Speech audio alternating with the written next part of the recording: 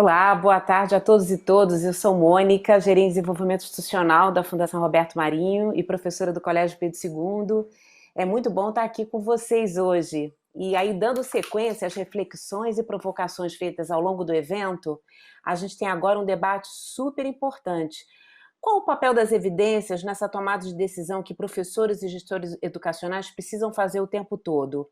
Os participantes da mesa que a gente vai ter agora vão não só trazer dados e evidências produzidos nos últimos tempos, mas também vão dar exemplos de como os usos desses dados são essenciais para a gente gerar políticas públicas que de fato garantam os direitos de aprendizagem de todos os estudantes brasileiros. E a gente está vivendo um momento muito difícil, né? E vamos ter anos aí bem desafiadores pela frente. Então, nesse contexto tão agravado aí pela pandemia e os seus efeitos, a gente tem que lembrar que as pesquisas e as ciências são preciosas aliadas nesse contexto tão incerto e tão volátil. E para dividir esse espaço comigo, eu quero então convidar profissionais que eu admiro e quero muito bem. A primeira delas é a Patrícia Guedes, gerente de pesquisa e desenvolvimento do Itaú Social. Ela é uma grande pesquisadora com larga experiência em políticas públicas e projetos educacionais. Bem-vinda, Patrícia. A Lúcia Delanhello, que é presidente do CIEB, Centro de Inovação para a Educação Brasileira. A Lúcia é doutora em educação e ela é uma super referência em tecnologia educacional. Oi, oi, Lúcia. Oi, A oi. Mirela Carvalho, que é gerente no Instituto Unibanco, é pesquisadora também com uma grande experiência, formada em economia, sociologia, já atuou em distintos institutos de pesquisa e na esfera pública, uma parceiraça. Bem-vinda, Mirela. Rosalina Soares, minha querida colega, assessora de pesquisa e avaliação da Fundação Roberto Marinho, é mestre em educação, tem larga experiência em avaliação de projetos de educação pública, sempre com interface com secretarias de educação, universidades e atores do terceiro setor. Bem-vinda, querida. E para terminar esse time de ouro, a gente tem um varão, a gente tem o Marcos Barão, que é o vice-presidente do Conselho Nacional de Juventude, consultor, articulador, com foco nas políticas e projetos com foco nas juventudes, que ele representa aqui e no mundo aí fora. Então, eu quero lembrar a vocês seis que cada um vai ter no máximo 10 minutinhos para sua apresentação, porque a gente quer depois é dialogar, né? É rodar a panela, conversar com quem está nos assistindo, tá bom? Então, eu vou passar a palavra a vocês, a gente vai seguir essa ordem, começando pela Patrícia, depois a Lúcia, a Mirela, Rosaline e Barão. Já já a gente conversa. Sucesso!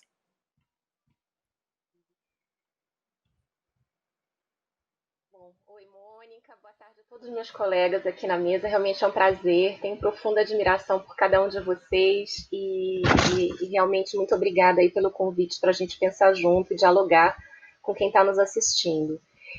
A Mônica fez a abertura, então eu vou um pouco direto a um eixo de pesquisa que nós realizamos junto com diversos parceiros e em muito diálogo também com dois colegiados que têm sido muito ativos e que representam gestores públicos da educação.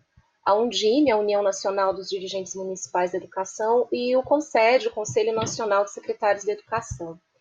E essa pesquisa, ela surgiu para justamente tentar entender como é que as famílias estavam, primeiro se as famílias estavam recebendo as atividades remotas que as secretarias começaram a desenvolver, e a gente vai ver que umas muito tempo depois de outras, mas primeiro como é que essas atividades estavam chegando, se estavam chegando, e também na perspectiva das famílias responsáveis, como é que eles estavam vendo o comportamento, as dificuldades dos filhos, né, das crianças e adolescentes. A gente olhou, isso foi uma pesquisa nacional, olhando estudantes do ensino fundamental e do ensino médio.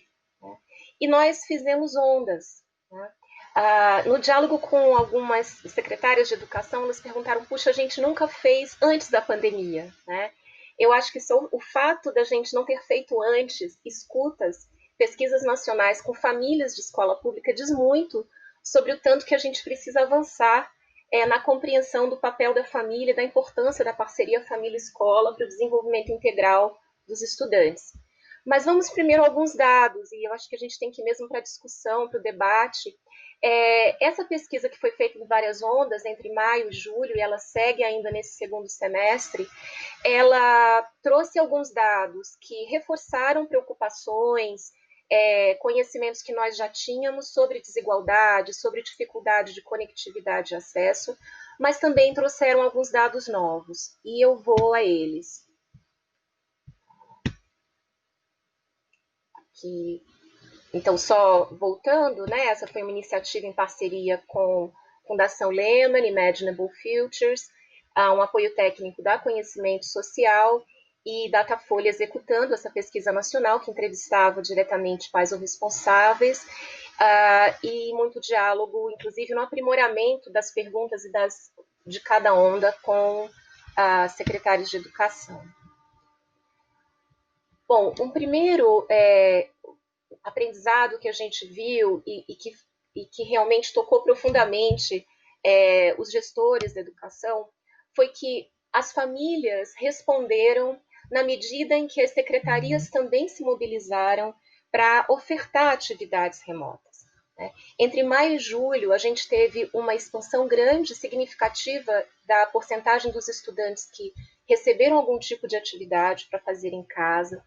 Aqui a gente tem um mapa que reforça os desafios que a gente já tinha antes da pandemia enquanto país, que são as disparidades regionais, ou seja, Norte e Nordeste ainda com porcentagens menores que Sul, Sudeste, mesmo Centro-Oeste, no sentido do alcance.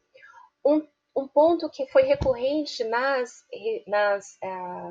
em todas as regiões, e sei que a Lúcia também vai poder falar muito mais e melhor disso, é que, por questões de conectividade, de acesso a equipamentos, a grande maioria dos estudantes que acessaram utilizaram uma combinatória de celular com material impresso. Né? Então, essa combinatória, mesmo para os estudantes mais vulneráveis, foi o que fez a diferença. A gente ainda tem um grande desafio, que são esses quase 20%, 18% de estudantes que não tinham recebido nenhuma atividade em julho. Isso é importante para a gente pensar no que fazer nos próximos meses e numa retomada pós-pandemia. Um segundo resumo aqui de alguns dados foi que a gente tem visto também que ao longo do tempo, na medida em que o tempo vai passando, as famílias têm trazido para nós uma preocupação de que aumenta o desgaste dos alunos, né? Aumenta a desmotivação, a dificuldade de manter a rotina. E um ponto que tem chamado muito a atenção das secretarias de educação também, com as quais a gente tem conversado e apresentado os dados, é que tem aumentado também a proporção de famílias que têm medo que os seus filhos desistam dos estudos. Tá? E, sem dúvida, esse risco aí de desistir está muito acompanhado da dificuldade de aprender, de acompanhar as atividades ofertadas.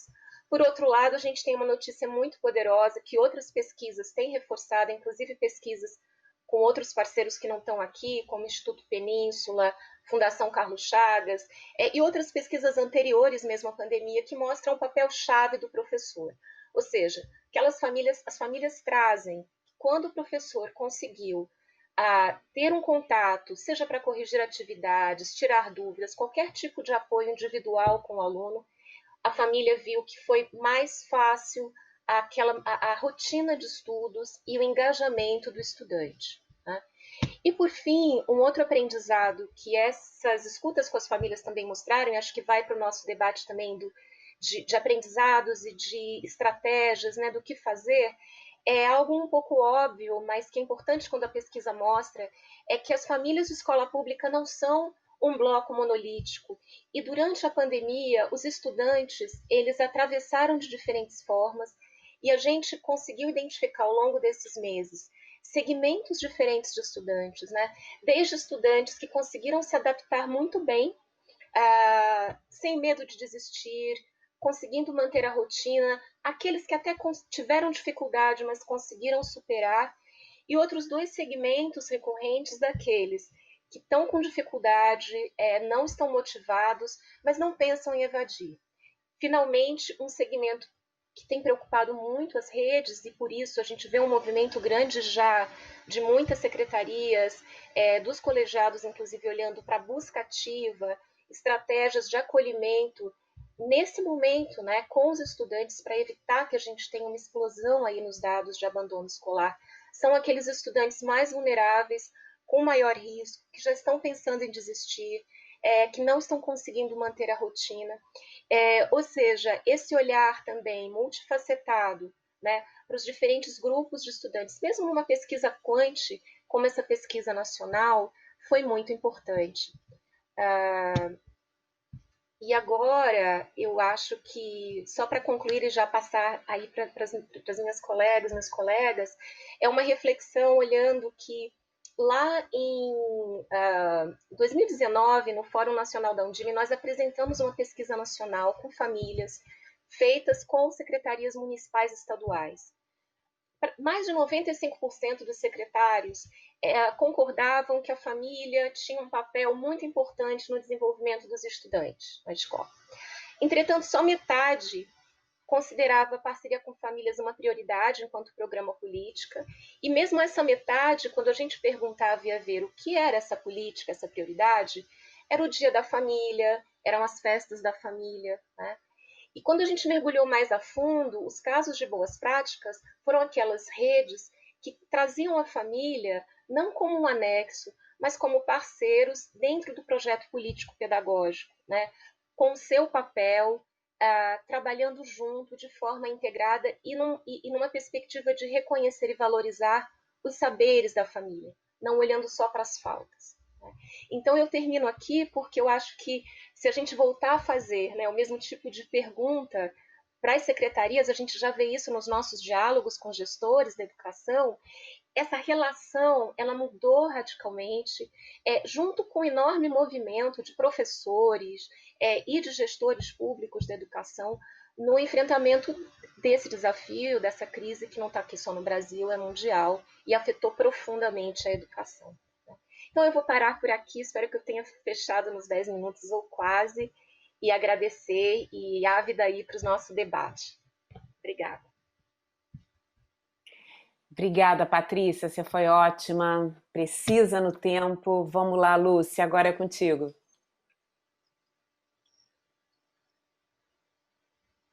Mostra todos os dados importantes e, principalmente, essa escuta com as famílias, né? É importante envolver todos os atores, escutar todos os atores da comunidade escolar, e eu acho que realmente essa parte da família estava faltando. Eu vou fazer uma abordagem um pouquinho diferente, complementar, falando da escuta com os secretários de educação e com as equipes das secretarias de educação durante a pandemia. E como nós do CIEB procuramos fazer essa escuta de uma maneira rápida, mas de uma maneira muito qualificada, para responder às demandas que eles tinham da maneira mais eficiente e rápida possível, né? Então, vamos lá. A gente fiz algumas ações durante a pandemia, né? Tanto escutando os secretários, fazendo uma pesquisa sobre a experiência internacional de outros países que já tinham passado o pico da pandemia, né? Para aprender as lições que eles poderiam nos ensinar. E a gente foi desenvolvendo, acho que foi essa grande diferença do CIEP, nós fomos desenvolvendo rapidamente respostas a essas demandas dos secretários. Então, a gente criou uma página dentro do site do CIEB, onde a gente reúne todos esses produtos, né? Que está aqui, a página da pandemia, mas dos primeiros esforços que nós fizemos é assim, vamos ouvir a comunidade internacional. Que experiências podem ser sistematizadas para informar os secretários de educação aqui no Brasil, né? E aí fizemos algumas pesquisas sistematizando os achados do Banco Mundial e da OCDE, inclusive mergulhamos num caso de São Paulo, porque eu acho que a gente tem que aprender com o contexto internacional, mas também ensinar, né, trocar, compartilhar, e fizemos esse case de São Paulo. Mas logo no início da pandemia, eu acho que foi uma das primeiras pesquisas feitas junto com o Concede, a Undime, parceiros da sociedade civil, muitos deles aqui nessa mesa, ouvir o que eles estavam pretendendo fazer. As escolas tinham acabado de fechar, a gente queria fazer uma escuta para os secretários, assim, o que você está pretendendo fazer e como nós podemos ajudá-los a você executar, implementar isso, essa ação de aprendizagem remota que você está perguntando. Então, nós fizemos a primeira pesquisa já no dia 25 a 27 de março e a segunda pesquisa no final de abril e começo de maio, e colhemos dados muito interessantes, né? Eu não vou entrar em cada dado, mas as redes estaduais já estavam mais organizadas, principalmente aquelas que já faziam algum tipo de tecnologia, uso de algum tipo de tecnologia, alguma plataforma remota, mas que eles ainda tinham grandes dificuldades em botar de pé. Tá? Em março, eles diziam assim, eu pretendo usar uma plataforma digital, mas esse processo de conseguir colocar em pé e fazer isso acontecer demorou e muitas enfrentaram grandes dificuldades, né? E as municipais, a maioria delas que não tinham uma experiência prévia com o uso de tecnologia, pensou logo em distribuição de material didático e que faz sentido porque atendem um corpo de estudantes, né, com a faixa etária mais jovem, muitos deles com não autonomia para usar a tecnologia e acessar essas plataformas. E aí, rapidamente, a gente viu que uma grande demanda era um plano rápido do que eu vou fazer, né? Então, baseado na experiência internacional, nós criamos uma ferramenta que ajudava o gestor a organizar suas ideias. Tipo, o que eu pretendo fazer, o que eu preciso mobilizar para colocar esse meu plano de pé. E aí, ouvindo todas as estratégias de aprendizagem remota que eles estavam pensando em fazer, um dos nossos primeiros exercícios foi sistematizar um material simples, direto, sobre 7 estratégias remotas de aprendizagem que poderiam ser usadas pelos gestores. Então, a gente construiu esses cards dizendo o que é essa estratégia, como que você pode fazer, quem que você tem que mobilizar, como que você tem que capacitar os seus professores para que essa estratégia seja implementada. E aí são estratégias desde o uso de TV aberta até o uso de plataformas digitais de aprendizagem, videoaulas. Então, tem low-tech e high-tech, né? Mas a ideia, ouvindo os secretários de educação, eu preciso ter um material sistematizado do que é isso e quais são os recursos que eu preciso, humanos e financeiros e técnicos, que eu preciso para colocar essa estratégia de pé.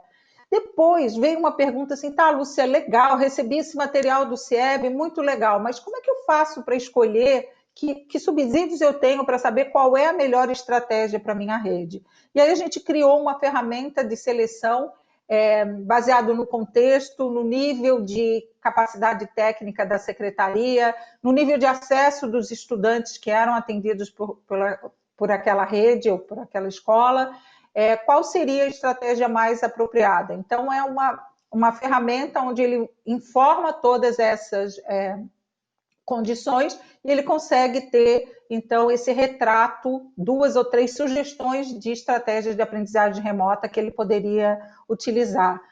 Eu queria chamar a atenção aqui, gente, da necessidade, quando a gente trabalhar com dado, principalmente para o gestor público, e aí eu me lembro da minha experiência como gestora pública, o secretário de Educação e as pessoas que estão na frente de órgãos públicos têm muita dificuldade em sistematizar dados de uma maneira coerente, mas ao mesmo tempo consistente, que tenha uma base teórica forte, que tenham evidências geradas em outros países ou em outras secretarias. Então, o nosso esforço no CIEB é sempre colher esses dados e entregar para o secretário não a decisão, mas os subsídios que ele precisa para tomar uma decisão rápida. Eu acho que a gente precisa levar isso muito em conta, porque o tempo, o timing que se faz numa pesquisa acadêmica é diferente do timing que um gestor público precisa para ele tomar a decisão. Às vezes a gente tem que tomar 10, 15 decisões importantes e a gente precisa de subsídio de uma maneira confiável, transparente, sólida, mas que nos ajude a tomar aquela decisão da melhor forma possível, né? Então, a gente sugere aqui, baseado na resposta, quais são as estratégias que eles podiam usar. Mas a outra questão que eles trouxeram, eu falei, lindo, já sei quais são essas estratégias, já sei. Agora, como é que eu faço para implementar passo a passo? E aí, de novo, a equipe do CIEP rapidamente montou essa plataforma que vai passo a passo com o gestor, mostrando não só o que ele precisa fazer, mas como fazer, exercícios, templates, exemplos, materiais de suporte para ele fazer cada passo a passo dessas estratégias. Então, o que eu queria mostrar, gente, e eu espero que eu esteja dentro do meu tempo, é que quando a gente trabalha com dados para gestão pública, a gente precisa saber que, às vezes, a gente tem que sacrificar um pouco, talvez, a qualidade, o rigor de uma metodologia, para a gente conseguir colher o dado rápido, para a gente poder informar esse gestor, que sabe que aquele dado talvez seja imperfeito. Mas uma das coisas que eu achei muito bacana agora durante a pandemia foi que várias organizações começaram a fazer pesquisas, cada um tentando dar um olhar, vamos dizer, uma parte, né, captar uma parte daquele cenário, e juntas nós trocamos informações, e aí junto com o Itaú Social, com outras organizações, com o Canal Futura, com a Fundação Roberto Marinho, para nós conseguirmos ter essa visão do todo. Então, em momentos de grande mudança e de necessidade de apoiar os gestores públicos, eu acho que é muito importante essa coordenação das diferentes coletas de dados, né? Essa checagem, né, que às vezes não dá para fazer metodologicamente, mas você consegue fazer conversando com os atores, validando aquelas leituras. Eu brinco que é um tipo de aproximação gradual que você faz do problema mesmo, né? À medida que você vai checando e validando as suas visões, você consegue dar rapidamente para o gestor público o apoio que ele precisa para tomar as decisões e implementar as ações que precisam ser implementadas. Então, entender esse timing da geração, da coleta e produção de conhecimento e a forma de entregar esse conhecimento para os gestores, para mim é muito importante quando a gente fala em uso de dados e evidências para a educação brasileira. Obrigada. Maravilhoso, Lúcia. A gente tem que ter pressa, né? Tem que ter rigor científico, mas tem que ter senso de urgência, né? Então, Mirela, conta pra gente aí o trabalho que vocês vêm fazendo e os usos dos dados e evidências que o Instituto Unibanco também colhe. Obrigada, Mônica. Queria cumprimentar todos e todas. Queria dizer que é uma enorme satisfação estar participando aqui do evento Educação 360. Eu sou gerente lá no Instituto Unibanco de Conhecimento e vou contar para vocês aqui um pouco do que a gente vem vivendo nesses tempos em parceria com as redes. A gente tem um programa de gestão que já está em funcionamento há 12 anos, né? Ele veio sendo modificado, mas gestão e a gente, enfim, teve também apoiando o Concede, então a gente está vivendo aí algumas experiências. Eu queria começar dizendo que eu vou focar, eu acho que vai ser bem complementar, porque eu vou focar menos em pesquisas, né? Porque nesse meio tempo aí a gente viu várias iniciativas super valiosas que estão sendo apresentadas aqui, inclusive, mas eu vou focar, minha fala vai estar focada em evidências dos registros administrativos, como é que a gente reinventa o processo de monitoramento, né, e os registros administrativos gerais que precisam ser coletados com frequência para agilizar também essa tomada de decisão, né? Então, vou passar aqui adiante. Vou começar... não sei se estou conseguindo passar. Estou. Vou começar lá em março, né, quando a crise toda começou, as aulas foram suspensas, e aí a gente já sabe que as redes foram ágeis para oferecer respostas emergenciais, né, colocar em funcionamento algum atendimento remoto, né, nem que fosse distribuição de material impresso, mas também a gente teve aí uma certa diversidade, TV, rádio, YouTube, plataformas, então foi bem variado. A gente teve muita sensibilidade também, viu muita sensibilidade de todas as redes com as questões emocionais, os traumas e muita preocupação com acolhimento, com acesso à internet, acesso dos professores, dos estudantes. Então, a gente teve uma gestão que respondeu rápido nas secretarias estaduais, ao menos, com sensibilidade, né? Mas naquele momento, em março, era mais frequente a percepção de que as aulas presenciais retornariam mais rápido, né? Então, o ensino remoto, nessa perspectiva, teria vindo como uma resposta emergencial, transitória, que seria substituída de novo por uma volta ao presencial. E com isso, não foi desenhado também, logo de início, adaptação de sistema de monitoramento e outras coisas importantes da gestão, porque o ensino remoto inicialmente seria transitório, né? Mas aí já passando o tempo, a gente já tem aí 7 meses praticamente da suspensão das aulas, e as aulas ainda não voltaram, né?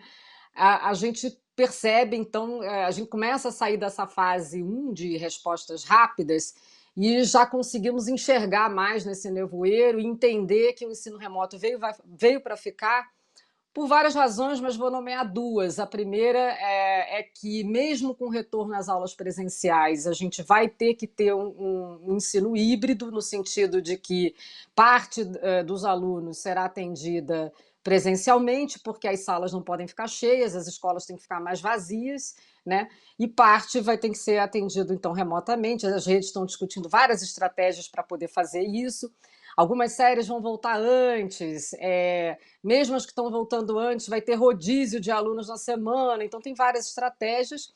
Mas, além disso, a gente já sabe que o ensino remoto veio para ficar, além disso, porque a gente precisa ter aí um alerta com relação à pandemia, e se novamente a gente tem nova onda de contágio, crescimento dos casos no município ou numa escola, as aulas vão precisar ser suspensas novamente e voltamos a 100% de ensino remoto. Então, ele vai ficar, né, pelo menos por essas razões, né?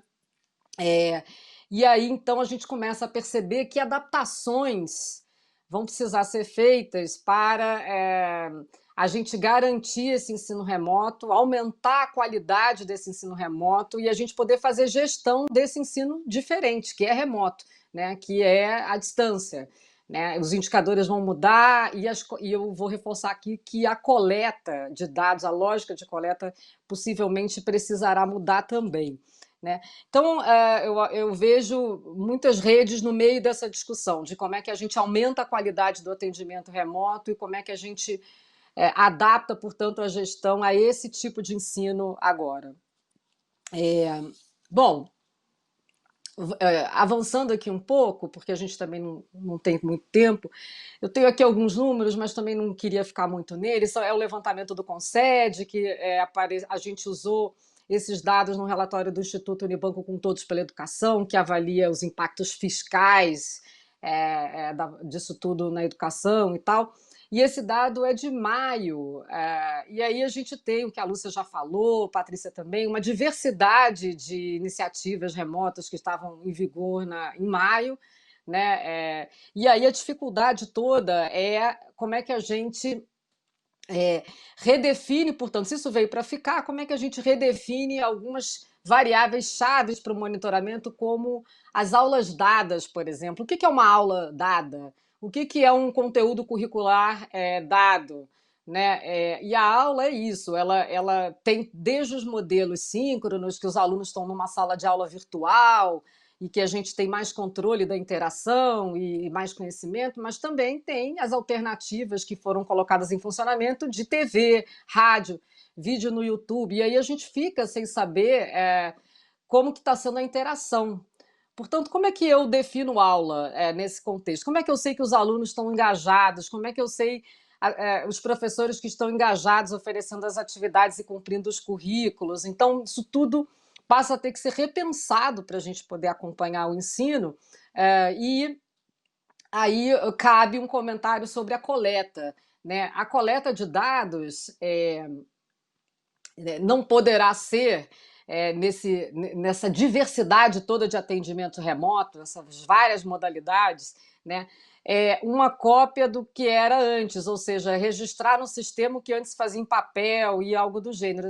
As redes estão muito preocupadas hoje com sobrecarga, né? Com excesso de burocracia, excesso de preenchimento. Então, como a gente entrou no digital, a gente tem plataformas, né? Como é que a gente segue investindo nessas soluções digitais e nessas plataformas para que a gente consiga ter uma coleta autônoma de dados, né? Ou seja, logou, eu sei quem está logado, eu sei o tempo médio de navegação de cada um, eu sei os conteúdos que estão sendo acessados, isso tudo automaticamente, sem o professor ou o diretor ou o coordenador pedagógico precisarem lançar dados no sistema, né? Então, como é que a gente avança em termos de qualidade, em termos de garantia de acesso, mas também em termos de coleta de dados mais automática, sem a gente necessariamente ter necessidade total de preenchimento, né? Então, explorar esse recurso do digital, se a gente acompanhar aula dada, engajamento de aluno, antiga frequência, né, de alunos, engajamento, currículo e tal. Eu acabei não usando muitos slides, que eu estou com uma certa dificuldade de passá-los, mas quero terminar aqui dizendo que, em termos de acesso, hoje as redes têm mais informações nos seus registros, mas um acesso assim, quem é o aluno que, em geral, quem é o aluno que logou pelo menos uma vez, que entrou pelo menos uma vez em algum canal digital, que recebeu o kit impresso. Essas informações sobre a rotina de acompanhamento, a rotina de participação, algumas redes estão em estágios diferentes de outras, algumas redes têm essa informação a nível de aluno, mas, repito, preenchida pelos professores e diretores. Então, a provocação é aqui como que a gente gera uma coleta própria do digital, automática, né? E aí, para terminar, além desse desafio todo do ensino remoto, de reinventar o ensino, né, porque ele ficou remoto, e também reinventar o monitoramento do ensino remoto, as redes vão precisar passar, sobretudo, a acompanhar a saúde, todas as atividades agora produtivas e estão diretamente muito afetadas pela saúde, pelos indicadores de contaminação do Covid, etc., a gente vai precisar ter dados de saúde nas escolas, de adoecimento, para ser ágil e interromper aulas em momentos que vão ser necessários para a gente evitar a expansão da doença e mais mortalidade causada pela doença. Tem também um bloco que a gente pode conversar sobre alimentação, porque a alimentação tem ações de levar a alimentação aos domicílios, né, distribuição de cestas, de recursos financeiros mesmo para os alunos. Muitas redes estão fazendo isso e estão precisando acompanhar essas entregas e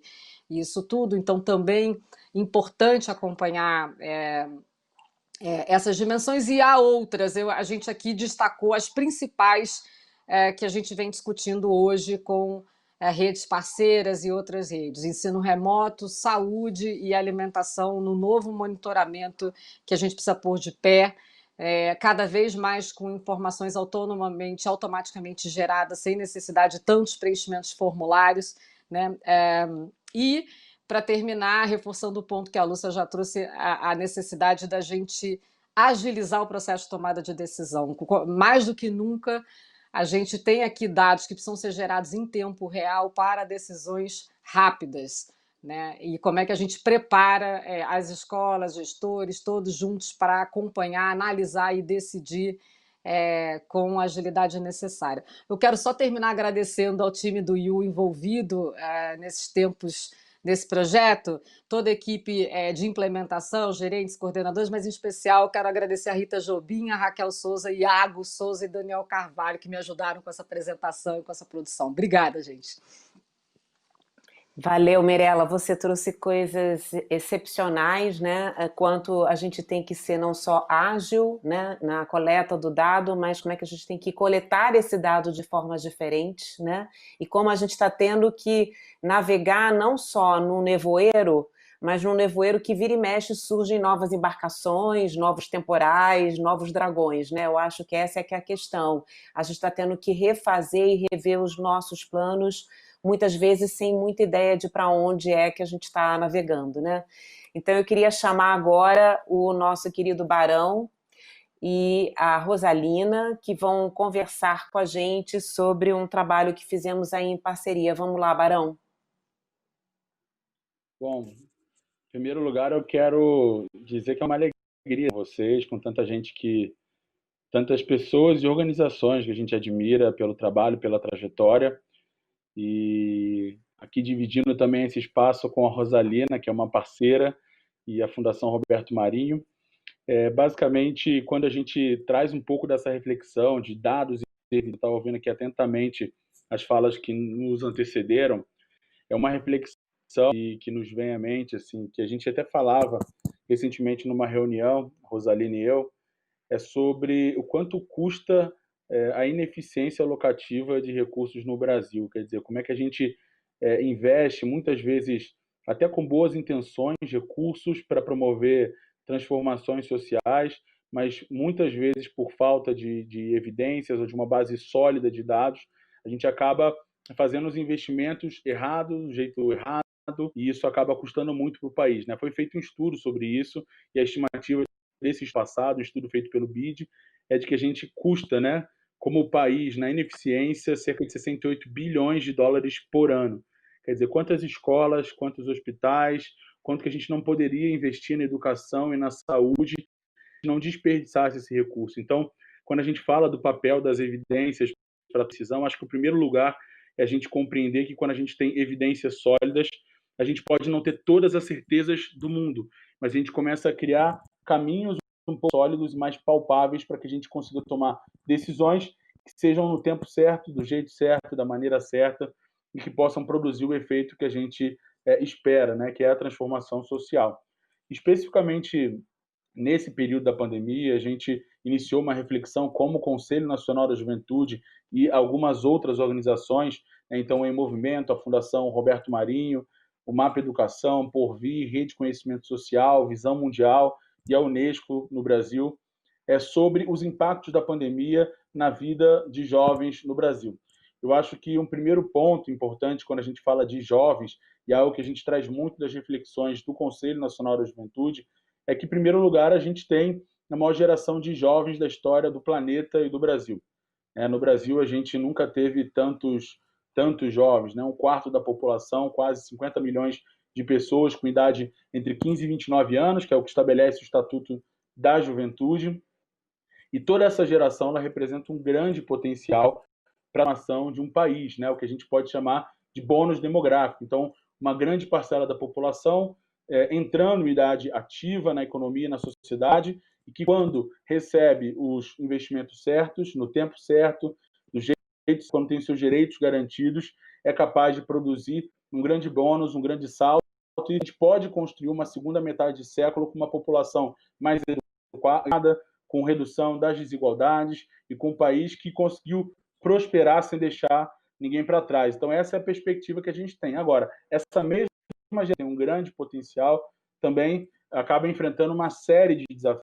A gente olha para a evasão escolar, para a mortalidade por arma de fogo ou morte violenta, a situação carcerária no Brasil e uma série de outros desafios sociais, vindo agora de Setembro Amarelo, a saúde mental, suicídio. Quer dizer, as juventudes ela também acabam despontando como protagonista para diversos desafios sociais, né? Então, se a gente pega, por exemplo, só a taxa de desemprego entre a população jovem, antes da pandemia, a gente já tinha uma taxa que era mais que o dobro da taxa média entre a população em geral. Então, quando a gente encontra esse cenário, esse contexto extremamente desafiador, em muitos aspectos caótico, né, da pandemia, tudo isso tende a se agravar. Então, essas organizações se uniram para que a gente pudesse justamente construir um processo de diálogo estruturado, em que a gente pudesse amplificar as vozes das juventudes do Brasil, com o objetivo de consolidar, de fato, uma base de evidências que fosse capaz de sustentar uma tomada de decisão nessa velocidade, nessa urgência que foi mencionado agora há pouco.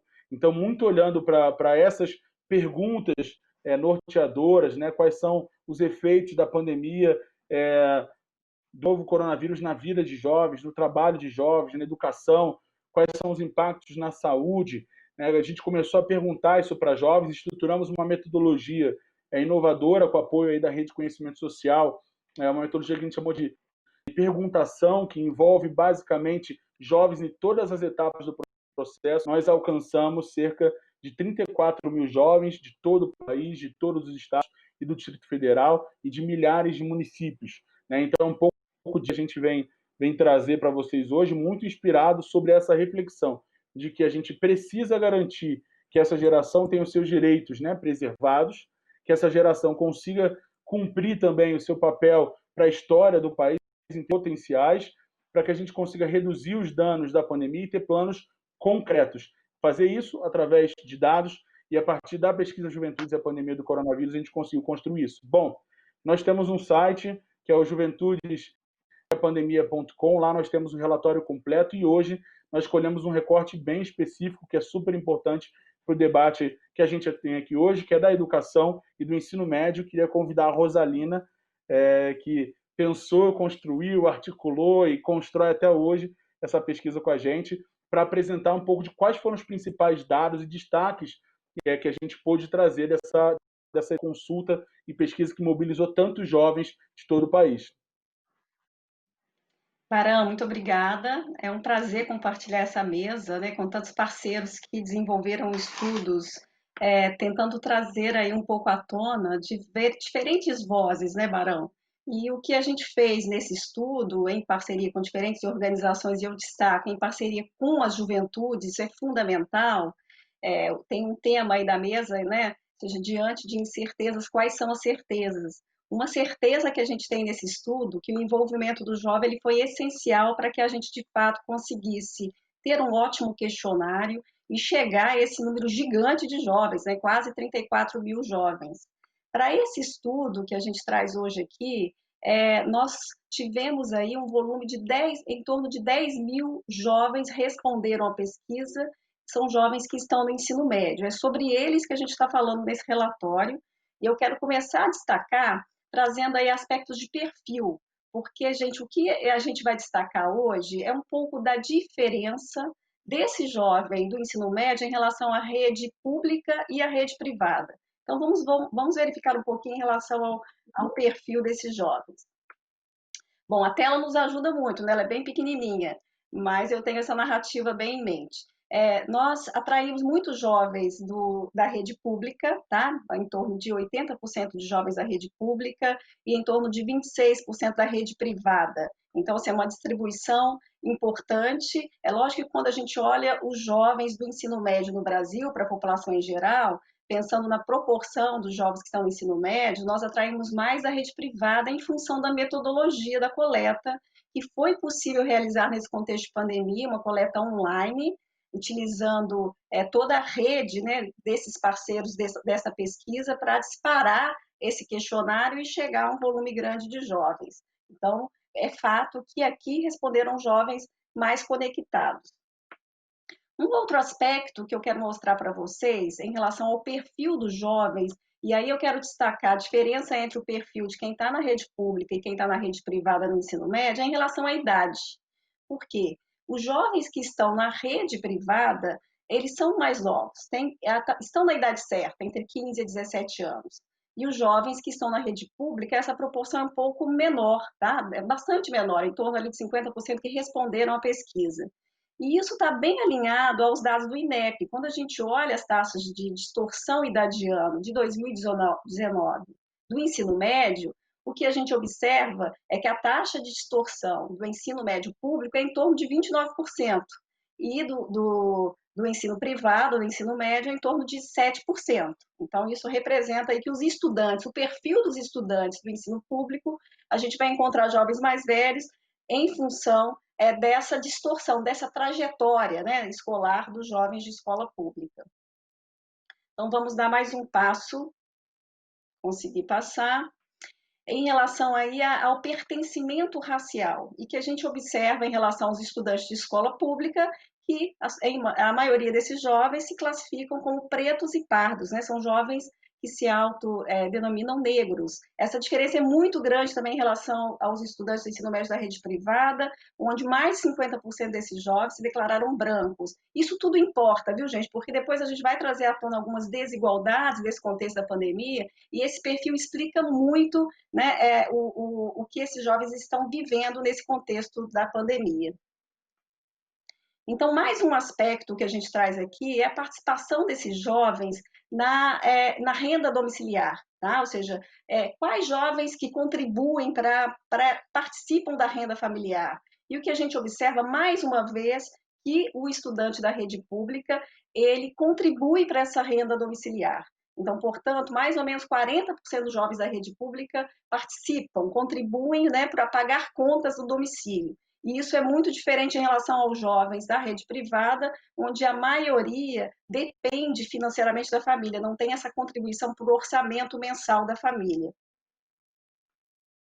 E aí é um pouco te trazendo à tona já o efeito da pandemia para a renda. E o que a gente observou é o seguinte: do lado esquerdo a gente tem os jovens. E quando eu olho o jovem da escola pública e o jovem da escola privada, quem diminuiu renda, perdeu renda, teve esse efeito da renda, são os jovens das escolas públicas, e as famílias, em geral, perderam renda. E a gente vê até ali um pequeno diferencial em relação aos estudantes de escola pública, que disseram que aumentou a renda, muito em função do que eu vou mostrar agora, em função do auxílio emergencial, que está fazendo muita diferença para os jovens, em especial os jovens de escola pública, tá? A gente vê que praticamente 75% dos jovens de escola pública se cadastraram para o auxílio emergencial. No momento da pesquisa, muitos já tinham recebido, e isso é um diferencial para esse jovem, inclusive para esse jovem voltar para a escola, como a gente vai ver um pouco mais para frente. Bom, então eu falei tanto de perfil porque esse perfil tem muita relação com as condições para o acesso e o aprendizado que esses jovens estão tendo no contexto da pandemia. E a primeira informação que eu coloco na tela está relacionada ao estado emocional desses jovens. A cor laranja representa emoções que são difíceis, né? Os jovens com um estado emocional muito complicado nesse momento, com muita preocupação em relação à contaminação, muita preocupação em relação à renda familiar, em relação às atividades escolares. Os cinzas são os jovens que estão ali no meio do caminho. E a faixa em azul, que é a menor faixa, são as sensações mais positivas. Então, isso precisa estar na mesa de um gestor público. São jovens que, ao voltar para a escola, estarão com o estado emocional com muitos desafios em relação à saúde emocional. Um outro aspecto que eu quero trazer para vocês é em relação aos equipamentos que esses jovens possuem para acessar a internet. E aí, gente, é uma situação de arrepiar, porque a diferença entre os jovens que estão na rede pública e na rede privada é enorme. A maioria, né, praticamente todos, têm acesso ao celular. Mas quando a gente olha para o equipamento fixo, né, seja o notebook ou o computador de mesa, 70% dos jovens da escola privada têm esse acesso e 30% dos jovens da escola pública. Isso é uma diferença gritante para a experiência que eles estão tendo nesse momento. E aí, uma outra informação em relação às atividades síncronas e assíncronas que esses jovens estão tendo acesso.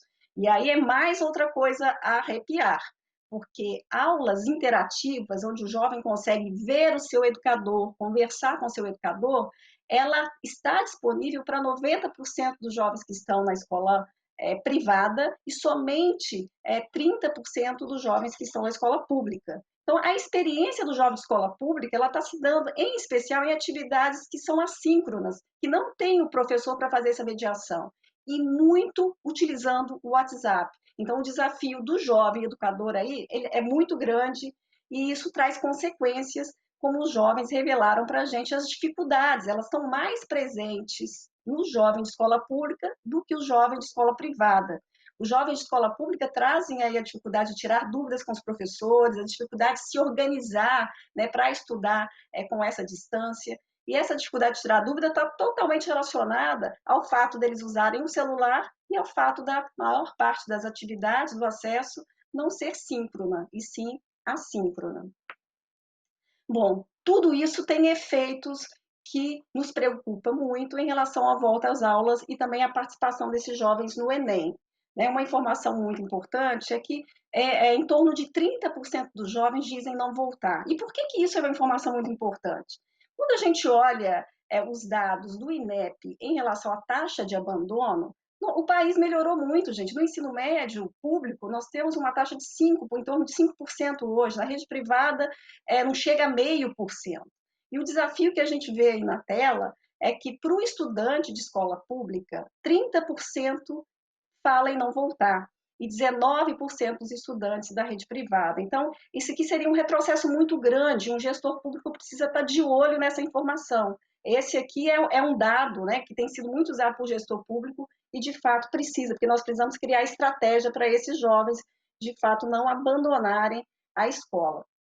Aqui eu só trago aqui o destaque de uma jovem que participou de todo o processo da pesquisa, porque ela fala da dificuldade que o fato dos jovens pensarem em não voltar está relacionado ao receio de pegar o vírus, mas também a necessidade de contribuir com a renda da família. E estou quase chegando ao fim, mas quero trazer aí um destaque para vocês em relação ao Enem, onde 7 a cada 10 jovens dizem que estão tendo muita dificuldade para estudar para o Enem, eles se preocupam com o desempenho no Enem, se preocupam em ter que sair de casa para fazer, né, o exame do Enem, muitos se inscreveram ainda, né, para fazer o teste presencialmente, e em torno da metade dos jovens pensam em desistir do Enem, o que também seria um retrocesso em termos do acesso desses jovens, né, ao ensino superior. E para a gente terminar a conversa, a gente trouxe, né, Barão, um dado que é muito importante, que é o olhar da juventude do ensino médio para o futuro. Porque dentro do campo de certezas, num cenário de incerteza, eu quero destacar aquilo que é valor para os jovens do ensino médio. E o que eles trazem como valor está relacionado à valorização dos professores. A Patrícia Mota trouxe essa dimensão e os jovens relatam isso, que é uma oportunidade diante da pandemia enxergar o valor dessa profissão, do educador. Uma outra oportunidade que o jovem enxerga está relacionada à ciência, porque a Mônica também trouxe à tona. Ele falou, olha, temos que valorizar o conhecimento, temos que valorizar e prestigiar investimento em ciência. Jovens também destacam aí a importância da solidariedade, né, disso ser um valor permanente, não só no contexto da pandemia, mas no contexto pós-pandemia. Então, eu acho que isso é muito importante, trazer esses valores do jovem para a mesa de debate. É isso que nós trouxemos hoje para vocês, mas eu convido a todos a acessar, né, o relatório completo no site da pesquisa. Só comentar que a gente fez esse recorte específico, né, Rosa, sobre o ensino médio, mas a gente também está produzindo outros recortes especiais aí, um sobre lei da aprendizagem, jovem aprendiz, e a gente também tem produzido recortes específicos para todas as regiões do Brasil e para diversos estados. Então, acho que é legal acompanhar na plataforma, porque foi um processo muito intenso de mobilização da juventude, mas que agora continua e se desdobra como uma pesquisa que é viva e produz dados vivos para a gente fundamentar a tomada de decisão. Então, obrigado e muito bom estar aqui com vocês. Isso. Muito bom, gente. Queria agradecer aí a contribuição de vocês. Acho que a gente tem um material riquíssimo para a gente conversar agora. Já estamos recebendo várias perguntas aqui do público que está com a gente. E eu gostaria de trazer, né? A gente ouviu várias pesquisas, né? Ou, enfim, reflexões aí sobre o que as famílias, o que os estudantes, o que os jovens, o que os gestores estão trazendo aí como demanda nesse momento e como a gente está produzindo dados sobre isso. Mas eu queria também trazer uma outra pesquisa para a gente começar, que é a pesquisa que o Instituto Península vem fazendo recorrentemente com professores, e o que a gente observa, né, olhando todos os resultados dessas pesquisas que vocês trouxeram, é que, obviamente, há muitas coincidências, né, tanto positivas quanto negativas. Então, todos esses dados de ansiedade, de angústia, né, que a gente observa junto às famílias e aos jovens, e os professores também revelam que estão assim, né? Muitos professores são favoráveis, inclusive, né, ao processo gradativo de retorno as aulas, mas eles falam dessas adequações que a Mirella estava trazendo para a gente, da necessidade, né, de você, de fato, monitorar, rever os processos de avaliação, né, encontrar outras formas da gente estar observando a questão da aprendizagem dos jovens. De um modo geral, o que esses estudos trazem, né, é que tanto famílias quanto professores observam essa questão que a Rosalina e o Barão trouxeram, né, de que muitos estudantes, de fato, estão pensando em abandonar, estão abandonando, vários gestores públicos já estão observando isso nas suas redes, e que muitos estão desanimando, né? Quer dizer, como a Mirella falou, se esperava que esse processo fosse um processo talvez mais curto, na verdade ele se alongou bastante, então muita gente está cansando dessa rotina, né? Com todas as dificuldades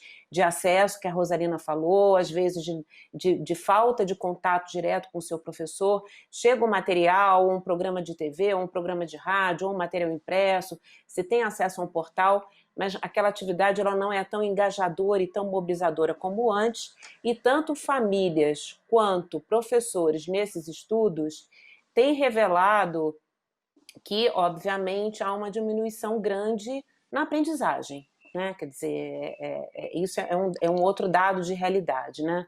Então eu queria, juntando todas essas evidências, chegou para a gente aqui uma pergunta que eu gostei muito, que como é que a gente pode, a partir da observação e do estudo do que está acontecendo, né, propor novas políticas públicas? Quer dizer, como é que a gente observa o fenômeno sobre o qual estamos todos submetidos e como é que a gente encontra boas práticas, boas políticas públicas para que, de fato, a gente possa disseminar. E aí eu queria jogar de volta para vocês a pergunta, talvez a Lúcia possa começar, mas está franqueada aí a palavra e eu tenho depois mais 3 ou 4 perguntinhas, tá, gente? Nós temos meia hora para debater. Vamos lá, Lúcia. Eu vou tentar ser bem objetiva. Na realidade, uma maneira, uma estratégia que está muito clara para todo mundo é a questão da conectividade, do acesso ao computador como forma de um material essencial de aprendizagem. Eu tenho falado que o kit do estudante do século XXI é o acesso à internet e a um computador, porque isso lhe garante o direito básico de aprendizagem. E como colar essa questão com a política pública no Brasil de uma educação em tempo integral? A gente está vendo que o ensino híbrido pode ser uma resposta para ampliar a jornada de aprendizagem dos estudantes sem que necessariamente eles fiquem no ambiente da escola. Então, você pode usar a tecnologia, e aí precisa de um planejamento pedagógico rigoroso e bem feito, para ampliar esse tempo de aprendizagem do aluno, independente da infraestrutura. Então, trata-se de não só mais investir em criação de prédios e estruturas que permitam os estudantes ficarem o dia todo, mas sim ampliar a jornada de aprendizagem para que ele aprenda dentro e fora da escola. Então, o que parece um grande obstáculo, que é esse acesso ao equipamento, na realidade, eu acho que está gerando discussões muito interessantes sobre como é que a gente organiza a aprendizagem escolar para ela ser mais ampla, para ela ter uma jornada mais ampla, mas não necessariamente investir na construção de grandes prédios e de grandes estruturas para permitir esse tempo integral, né? Então, acho que é um exemplo claro de como um problema pode virar uma direção para uma política pública mais ampla de educação integral. Agora, Lúcia, essa é uma política pública intersetorial, né? Ela necessita, obviamente, né, de uma participação efetiva da área da educação, mas de outras áreas públicas também, né? Sem dúvida, Mônica. E hoje, no Congresso Nacional, há mais de 20 projetos sendo negociados e sendo construídos pelos deputados, pedindo a conectividade e pedindo acesso a equipamentos. Mas todos eles perguntam assim, qual é o modelo de educação que nós vamos desenhar que fará bom uso desses equipamentos? Então, é um problema da educação desenhar esse modelo de como será essa educação, mas você tem toda a razão. A solução do problema depende do Ministério de Comunicação, de Ciência e Tecnologia, há vários atores que precisam, e dos provedores de internet no Brasil, para a gente conseguir resolver esse problema. E só assim a gente vai enfrentar as desigualdades que a Rosalina e o Barão também apresentaram, né?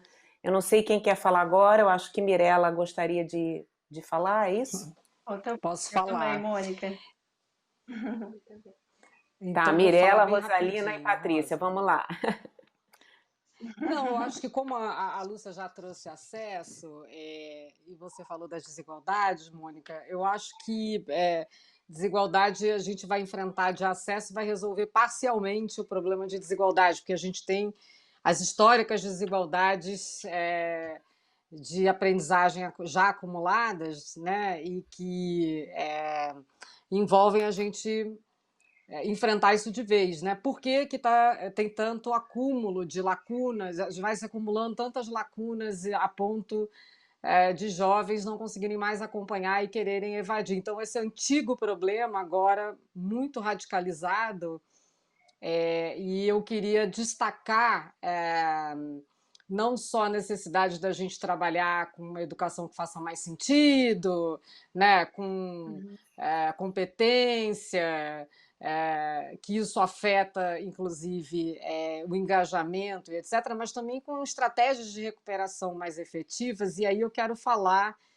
também das relações dentro da escola e do racismo, né? Então, eu acho que se a gente não olhar, a gente pode investir, universalizar acesso, isso tudo vai ser super importante porque a pandemia vai ficar. Até a gente ter vacina, tratamento, a gente vai precisar lidar realmente com acesso. Mas se a gente também não olhar para o histórico, e o histórico tem a ver com essa educação sem sentido, né? Com essas lacunas que se acumulam e a gente não tem efetividade para acelerar. E com o racismo, a gente não vai resolver problema de desigualdade, né? É uma oportunidade, mas mais do que tudo, desnudar uma situação que não dá mais para ser assim, né? Uhum. A gente não pode esquecer as evidências que a gente já tem, né, o Mirella, e olhar só para as evidências do momento, né?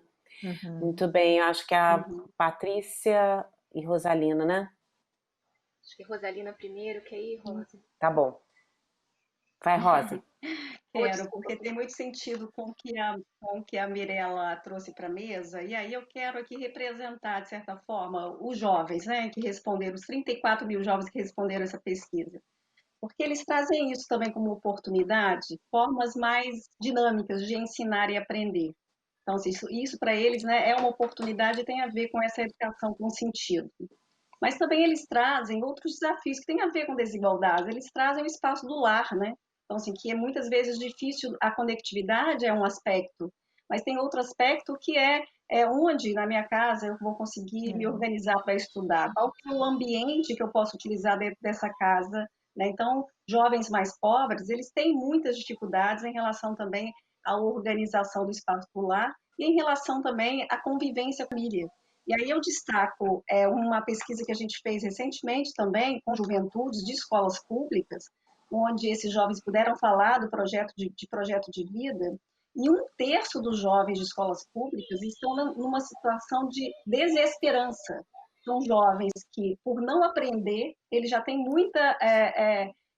eles trazem à tona, olha, eu não consigo aprender, eu tenho vergonha de dizer que eu não estou aprendendo, então, portanto, eu prefiro afastar da escola. E nessa situação onde a gente vê que muitos jovens de escolas públicas não estão conseguindo tirar dúvidas, então a questão do aprendizado está posta na mesa e isso corrobora esse sentimento de vergonha. O jovem sente que é uma responsabilidade dele. Então a gente precisa encontrar também políticas públicas que tirem essa responsabilidade do jovem. A responsabilidade não é dele, né? Nós precisamos encontrar caminhos para uma proposta de educação mais inclusiva, onde os estudantes tenham condição de aprender. Vamos lá, Patrícia. Tá, eu acho que só complementando mesmo, que vocês já foram trazendo vários elementos, eu acho que pensando em eixos de política pública, mais algumas oportunidades que se relacionam com o que já foi falado. Acho que foi a Rosalina que falou, ou a Mônica, sobre a valorização do professor, né? como essa travessia aqui está nos mostrando cada vez mais o papel-chave desse professor. A pesquisa com juventude reforçou, a gente viu isso com as famílias. Então, no sentido de, a gente sabe que é necessário uma mobilização para que a gente avance, de fato, de forma mais concreta, na valorização da profissão docente.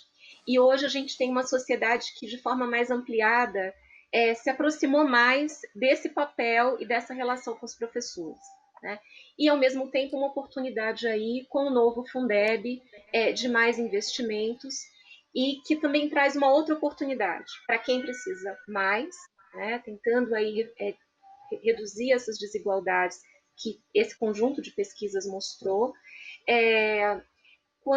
Um parênteses, quando eu falava de valorização dos professores, a pesquisa do Península e da Fundação Carlos Chagas com professores mostrou claramente na escuta com eles que esse trabalho requer não só conectividade, equipamento, formação, mas planejamento conjunto, né? Então, isso também é pensar na organização da comunidade escolar e do tempo para esse tipo de planejamento conjunto e desse trabalho mais customizado por vezes, né? Um outro eixo importante, intersetorial, de política, é a busca ativa. Muitas redes, a Undime com a Unicef já está mobilizada nesse sentido agora. Então, as pesquisas reforçaram essa importância. A Mirella e a Rosa falaram bastante do desafio que a gente tem de distorção, idade séria e evasão, e as pesquisas mostraram. E aí eu queria fazer uma lupa nos anos finais do fundamental. As pesquisas estão mostrando, e com famílias reforçaram, que a gente tem aí uma preocupação maior ainda com esses estudantes que estão chegando nos anos finais da escola pública, antes mesmo deles sobreviverem e chegarem ao ensino médio, né? E, por final, a qualidade da gestão, como é que a gente apoia, e aí falando muito da experiência do Itaú Social, trabalhando muito junto das redes municipais, que a depender de onde estão e do perfil de município, tem mais desafios, sim, para endereçar todas essas frentes de trabalho e, portanto, aí mais suporte e um esforço de regime de colaboração com o Estado, com outros municípios, pode fazer muita diferença, pensando também mais um dos eixos aí de possibilidade de avanço de política pública. Legal. Ô, Mônica, se eu puder fazer só um comentário aqui. Vamos lá, que eu tenho um monte de pergunta aqui. Vai, Barão. Eu acho que pegando a questão inicial, né, sobre como é que o dado se transforma também em política pública, né, porque isso é um desafio, né, e nesse caso específico do momento que a gente está vivendo, quer dizer, de pandemia, não foi só o processo educacional, seja o centro do nosso debate aqui, que foi afetado. Várias outras dimensões das crianças, adolescentes e jovens, enfim, da sociedade, foram afetadas e com uma correlação fortíssima no processo de aprendizagem também. Então, quando a gente pensa no ciclo de política pública ali, da formação de uma agenda, na formulação da própria política pública, o processo de tomada de decisão, a implementação dela, a reavaliação, quer dizer, um ciclo mesmo, eu acho que uma palavra-chave é formação de agenda. Então, como é que a gente consegue formar uma agenda que consiga considerar as outras dimensões da vida, por exemplo, de jovens no Brasil, que são fundamentais e que têm afetado diretamente o processo educacional, por exemplo, como a gente percebe ali, trazendo um pouco da fala da Rosalina, o quanto que a dimensão econômica afetou diretamente isso, o quanto outras dimensões da saúde mental, ou, por exemplo, algumas que são até surpreendentes para muita gente, a saúde visual, o quanto que a saúde visual, ela também tem uma correlação com a evasão escolar, né? Tem uma série de estudos do Conselho Federal de Oftalmologia que apontam alguma correlação nesse sentido. Então, quais são as dimensões hoje, aí, muito influenciadas pela pandemia, que têm afetado diretamente esse processo educacional? Isso, né, são essas evidências que a gente tem que levar em consideração para formular uma agenda, porque, de fato, como você mesma falou, acaba sendo uma questão sistêmica e, portanto, intersetorial. Então, acho que esse que é o desafio para a gente agora, como é que a gente constrói uma agenda, né? E porque toda a estrutura, né, o que a gente tem trabalhado no debate de educação, ela vai ter que servir de alguma maneira a essa agenda de país e olhando para uma geração também. Marão, super legal. E eu costumo falar um ditado africano que eu aprendi com uma amiga, que é preciso toda uma aldeia para educar uma criança, né? Quer dizer, eu acho que o Brasil ainda não aprendeu isso, né? A gente acha que educar crianças diz respeito a determinadas caixinhas, departamentos, secretarias municipais ou estaduais, mas na verdade, se o nosso país quiser ser um grande país, uma grande nação, é preciso que todos de fato se comprometam com a educação de crianças e jovens. E já que a gente está falando disso, eu queria tratar de um assunto. Chegou aqui uma pergunta para a gente que a gente pouco falou hoje nessa mesa, mas que eu acho que ele é muito importante. Eu queria saber se a gente tem algumas evidências que a gente pudesse, ou pesquisas que a gente pudesse dizer para o público sobre ensino remoto, crianças, especialmente crianças de baixa renda que não têm acesso à internet. Né? Quer dizer, pegando a questão das desigualdades, acho que a Patrícia pode começar e depois eu jogaria para a Lúcia. Sim, perfeito.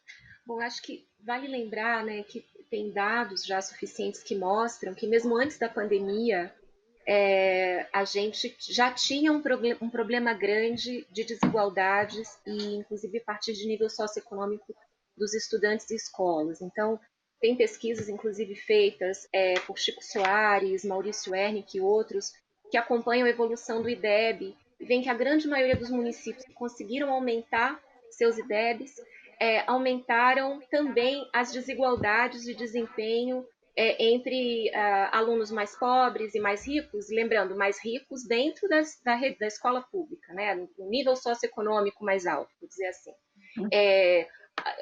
Raça também, gênero também. Então, eu acho que isso é importante a gente lembrar, porque senão a gente fica só fixado na questão da pandemia ou só do ensino remoto.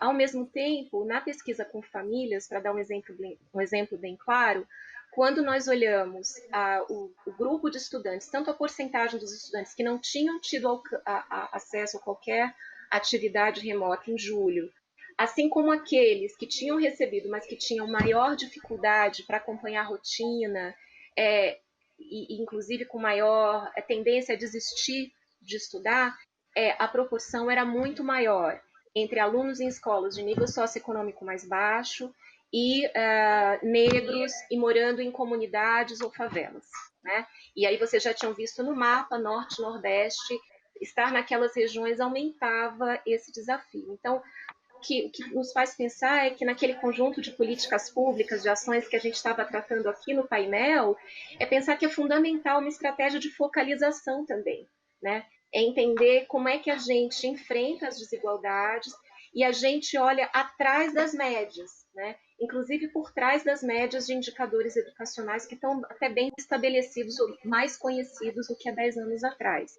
Então, acho que só para começar o debate aqui, algumas ideias. Lúcia, você gostaria de fazer um comentário sobre crianças pequenas e aprendizagem? Sim, eu queria falar sobre ensino remoto e desigualdades, né? As desigualdades no ensino remoto, elas são ainda mais evidentes e têm um papel ainda muito mais de impacto negativo do que na presencial.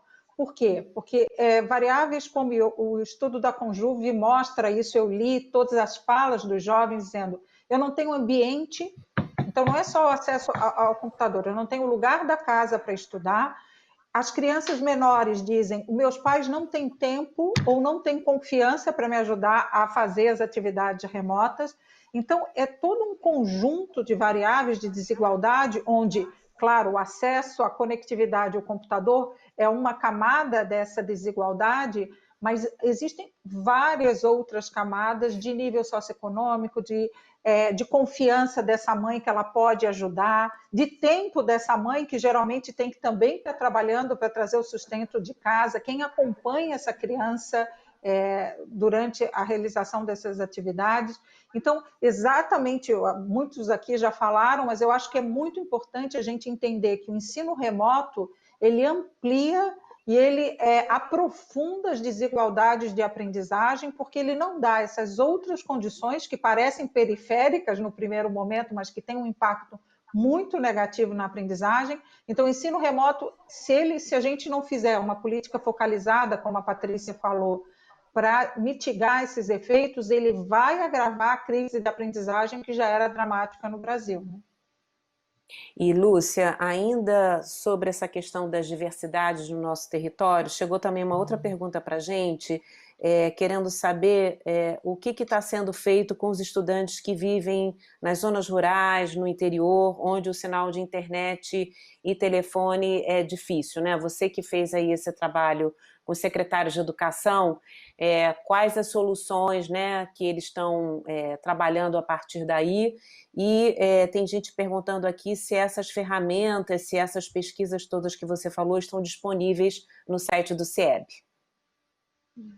Estão, todo esse material está disponível para uso de qualquer gestor de educação e nós vimos muito uso de tecnologias como a TV. A Mônica, a Fundação Roberto Marinho é parceira do projeto Vamos Aprender, que oferece uma grade de programação educativa para as crianças, rádio, mensagens de WhatsApp, o que também cria uma outra camada de desigualdade, né? Enquanto alguns estudantes estão usando as tecnologias mais avançadas do século XXI para aprendizagem, para um outro grupo, parece que a gente está retrocedendo no tempo e voltando a usar tecnologias como o rádio, como a TV, que foram muito importantes há 80 anos, há 50 anos atrás, mas que hoje, no mundo permeado pela tecnologia, não fazem mais sentido como meio e oferta educativa. Então, de novo, muita gente diz, Lúcia, mas é uma coisa positiva. Eu mostro nas minhas apresentações duas crianças, uma sentada no meio de um casebre, sem espaço, olhando uma televisão, com um caderno no colo, porque não tinha mesa, e um estudante com múltiplas telas, com um livro, com seu celular, dentro do seu quarto, estudando, né? Então, o tipo de tecnologia faz sim diferença para as possibilidades, para a gente explorar e eu acho que a gente não deve celebrar o uso da televisão só e do rádio, porque, de novo, nós estamos mantendo uma parcela da nossa população de jovens e adultos, de crianças e jovens que vivem no século XXI, um século permeado pela tecnologia, e que a tecnologia vai ser importante para a inclusão social e produtiva deles, né, no mundo, na sociedade, e a gente está dizendo assim, não, com eles tudo bem usar rádio e televisão, sabe? Eu acho que é mais um sinal de alerta para a gente não fazer mais essa divisão dos que têm acesso à tecnologia atual, contemporânea, e daqueles que vão ficar presos a tecnologias do passado. E Mirela, essa questão que a gente está trazendo agora, ela é crucial para aquela questão de como é que você coleta dados de uma forma mais automática, né? Sem sobrecarregar gestores. Na verdade, a gente pode até, nesse contexto que a gente está vivendo, ter encontrado saídas, né, ou possibilidade de distribuição de conteúdo, mas, de fato, como é que você monitora, como é que você sabe que as crianças estão e os jovens estão, além de acessar, estão aprendendo, estão engajados, né? Como é que a gente faz isso, né? É um super desafio, né? E eu acho que o desafio é realmente a gente pensar que talvez o ideal seria se a gente, obviamente, conseguisse levar o melhor ensino remoto para todos, né? Com síncrono, que seja, inclusive no meio rural. E aí eu deixo como uma provocação. A Amazonas fez, né? A gente tem lá tudo bem que não é domiciliar, mas os centros, né, de mídias, eles recebem os alunos no interior, mais interior que a gente possa imaginar, e tem acesso. Então, tem que fazer investimentos se a gente quer resolver desigualdade, né? É uma escolha política, tem que ter dinheiro, tem que levar o sinal, né? Enfim, a gente pode organizar isso de uma maneira melhor do que é hoje. Agora, para além da gente levar o melhor modelo possível, que envolve investimento e sinal, o Amazonas já mostrou que é possível e etc., eu acho que se a gente mantém essa diversidade de oferta com TV, com rádio, que chega, né, de alguma maneira, a gente precisa ter estratégias para acompanhar a interação. Se não é síncrono, não adianta pôr o conteúdo e pronto, né? Como é que é o contato com esse aluno? Que frequência que esse aluno é contactado? Como que ele é contactado? O que é feito nesse contato? e a gente poder ter essas informações registradas, né, da melhor maneira possível, da maneira mais automática possível. Talvez em alguns casos a gente não consiga fugir totalmente do preenchimento de formulário, mas talvez em algumas situações limites elas sejam necessárias para a gente não deixar ninguém para trás, né? Então é o que você disse, a gente tem que reinventar o ensino. A gente fez uma coisa emergencial, a gente tem que aumentar a qualidade desse ensino e ter informações para saber se está tudo correndo bem, né? Uhum. Gente, eu queria fazer uma última pergunta para vocês, que é ligada aqui até a um outro estudo que a gente fez na Fundação Roberto Marinho, que foi esse estudo que a Rosalina se referiu ao projeto de vida. Surgiu aqui várias perguntas sobre o letramento digital dos jovens, né? Que não basta a conectividade, não basta a questão de enfrentamento das desigualdades, é preciso também a gente conversar entre nós, né, educadores, professores e gestores, sobre a questão do letramento digital das juventudes. Então, queria ouvi-los. Depois, queria, por favor, que cada um deixasse o recado de onde encontra a sua pesquisa, que tem milhares de pessoas querendo saber aonde acessa as pesquisas que vocês falaram, tá bom? Então, 1 minutinho para cada um, hein?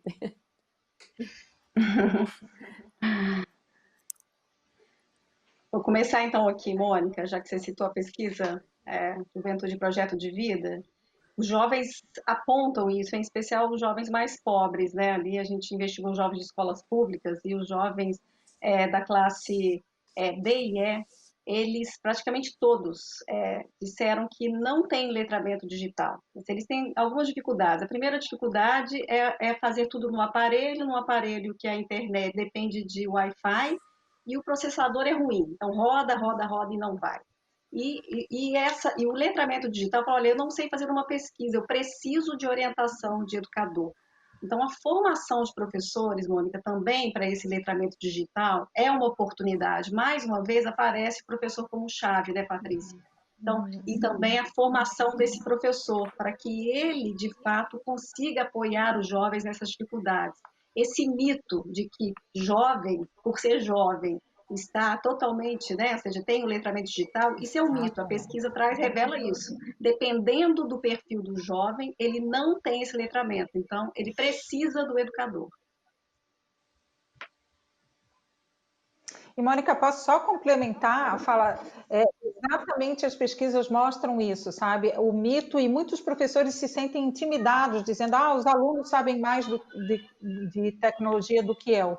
Mas não é verdade, né? Quando você pergunta qual é o algoritmo do Google, qual é o algoritmo do Facebook, os jovens não sabem, eles são usuários de tecnologia, mas eles não têm o conhecimento necessário para ser usuários críticos, né?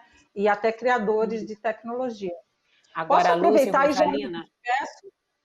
Tá, mas só duas coisas para vocês colocarem. Além do uso do recurso em si, o uso crítico de internet em tempos de fake news e tal, e se há políticas públicas, se há gestores públicos pensando sobre isso. A gente que está aí com reforma do ensino médio, os novos currículos sendo discutidos e construídos, tem gente pensando nisso?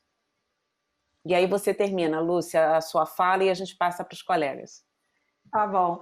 Tem gente pensando nisso. O CIEB lançou essa semana um currículo de ensino médio sobre tecnologia e computação, onde um dos eixos é cidadania digital. Exatamente você reconhecer fake news, você se colocar no espaço digital de modo reflexivo, crítico e ético, como diz a nossa base nacional comum.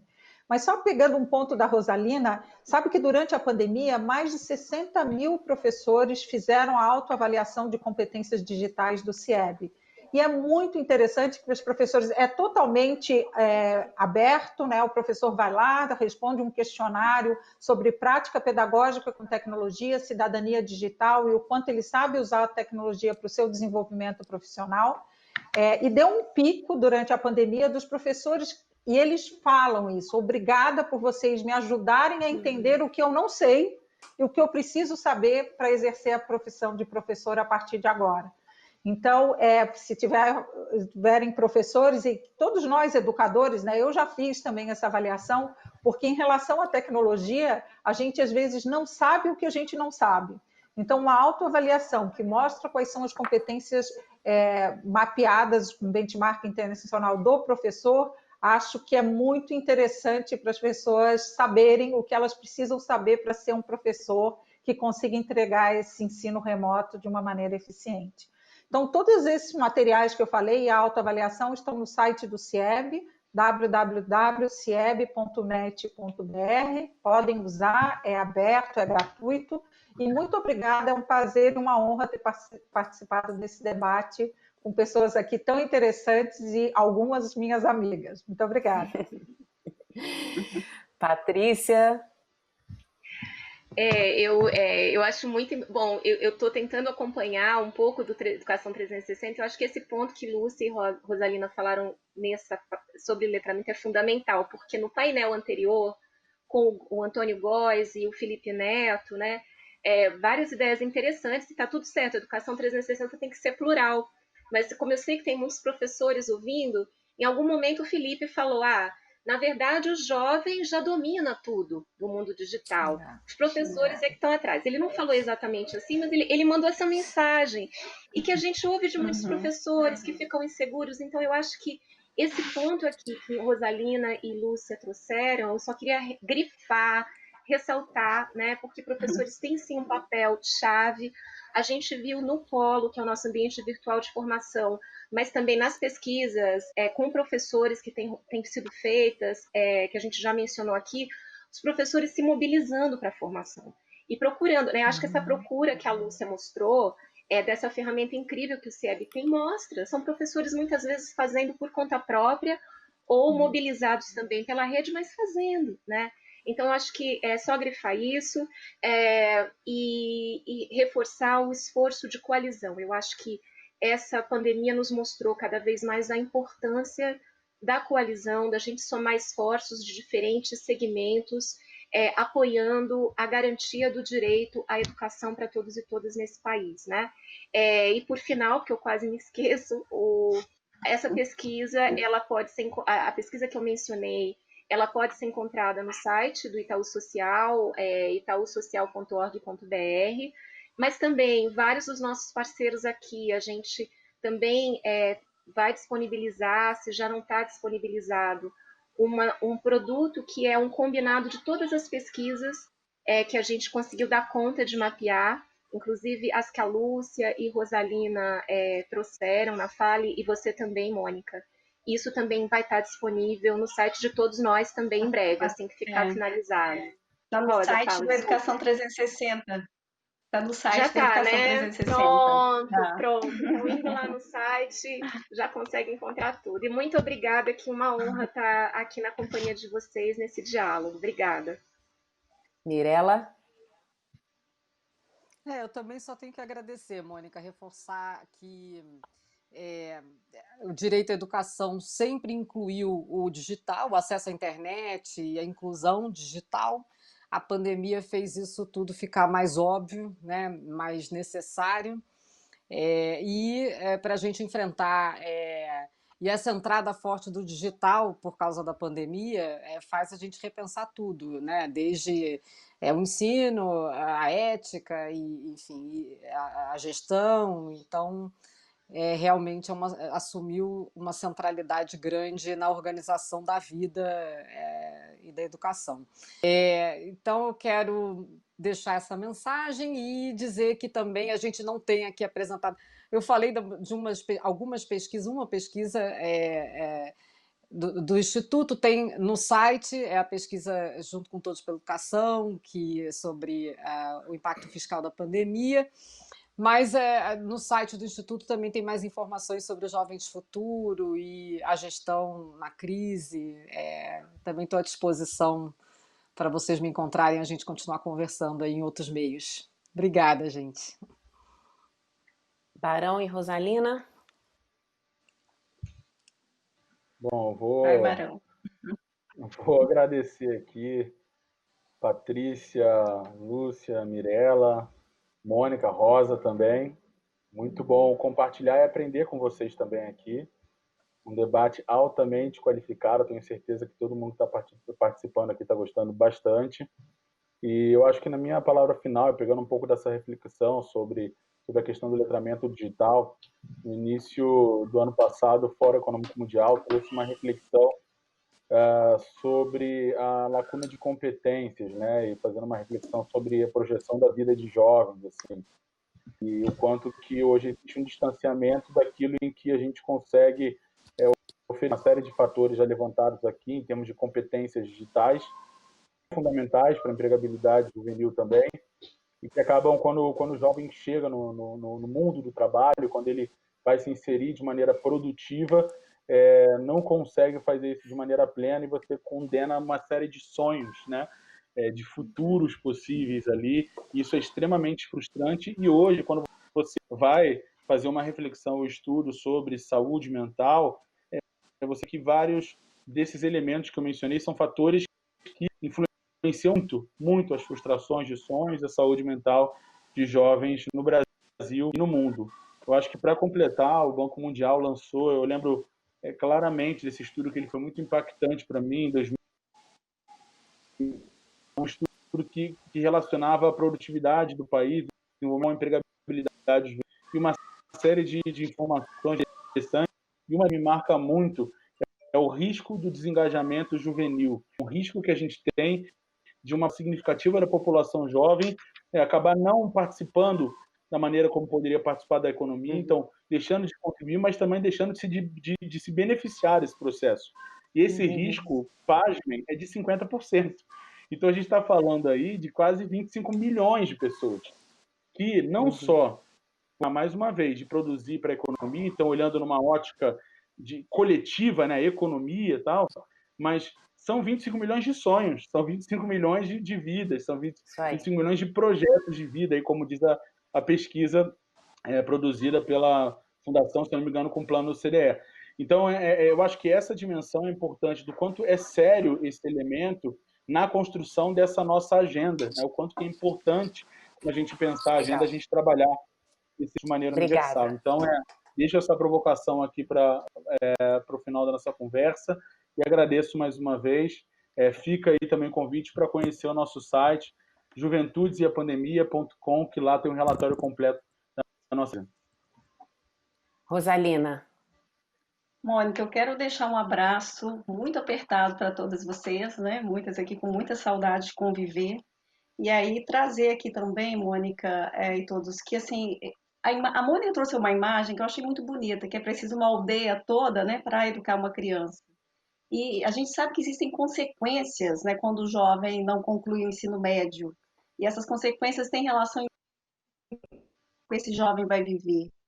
E também para todos nós, por exemplo, para constituir da nossa democracia. Então, eu queria convidar os brasileiros e brasileiras a também entrar nesse processo de advocacy em torno de uma educação para todos, porque isso é um benefício para toda a sociedade, aumenta o produto interno bruto, melhora a participação política, né, os jovens vão viver mais tempo, né, o país ele se desenvolve mais, então tem que ser uma preocupação de todos.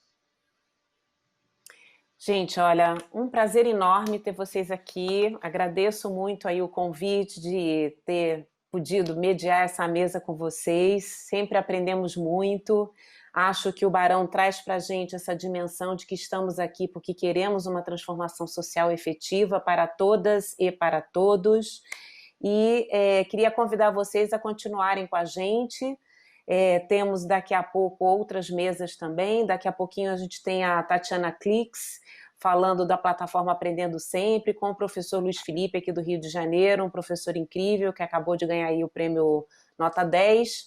E durante o intervalo que a gente vai ter agora de 10 minutos, quem puder continuar conectado na plataforma, visita as outras salas. Tem uma sala que fala do histórico e da experiência desses palestrantes aqui, que a gente acabou de ouvir, que são sensacionais, e de outros que estão no nosso encontro.